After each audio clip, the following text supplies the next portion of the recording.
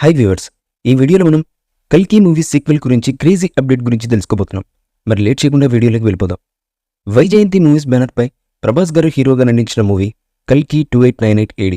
ఈ సినిమాతో దర్శకుడు నాగశ్విన్ పాన్ ఇండియా డైరెక్టర్ అయిపోయారు. అయితే ఈ సినిమాను 2 భాగాలుగా కల్కి సినిమాటిక్ యూనివర్స్తో పేరుతో తెరకెక్కిస్తున్నట్టుగా చెప్పారు. ఇక కల్కి 2898 AD సినిమా సక్సెస్ సాధించింది. ఇప్పటికే ఈ సినిమా దాదాపు 700 కోట్లకు పైగా గ్రాస్ను వసూళ్లు రాబట్టి బాక్సాఫీస్ దగ్గర దూసుకుపోతుంది. ఈ వీకెండ్ వరకు ఈ సినిమా 1000 కోట్ల క్లబ్లో ప్రవేశించడం ఖాయమని ట్రేడ్ వర్కర్లు చెబుతున్నారు.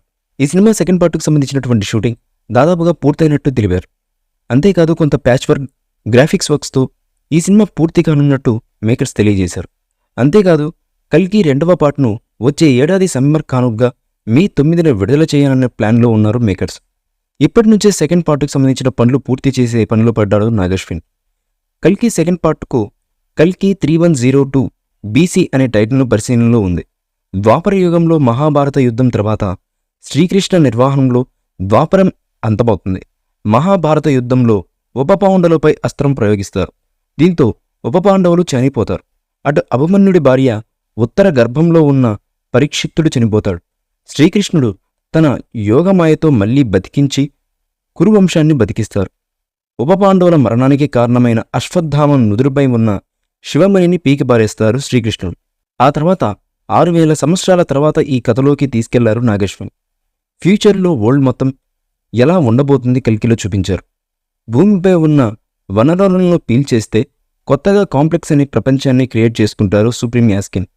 మొత్తంగా సెకండ్ పార్ట్లో కమల్ హాసన్ పాత్ర చాలా పెద్దగా ఉండనుంది. అంతేకాదు మహాభారత యుద్ధాన్ని కల్కిలో చూపించడం ఖాయం. మరోవైపు భవిష్య పురాణంలో చెప్పినట్టు కల్కి జననం మరియు దుష్ట సంహారం చేసే శిష్ట రక్షణ ఎలా చేస్తాడన్నది వెండితెరపై నాగశ్విన్ ఎలా ప్రజెంట్ చేస్తాడన్నది చూడాలి. మొత్తంగా కల్కి సినిమాటిక్ యూనివర్స్లో భాగంగా 2 ఏళ్లకు ఒకసారి ఈ సినిమాలో ప్రేక్షకులను పలకరిస్తూనే ఉంటాడని చెప్పాలి. ఈ మూవీపై మీ అభిప్రాయాన్ని కామెంట్ బాక్స్లో తెలియజేయండి. ఈ వీడియో మీకు నచ్చితే లైక్ చేయండి, షేర్ చేయండి, కామెంట్ చేయండి. మరిన్ని అప్డేట్స్ కోసం మన ఛానల్ని సబ్స్క్రైబ్ చేయండి. అలాగే పక్కనే ఉన్న గంట సింబల్ని గట్టిగా టంగ్ టంగ్ అని కొట్టేసేయండి.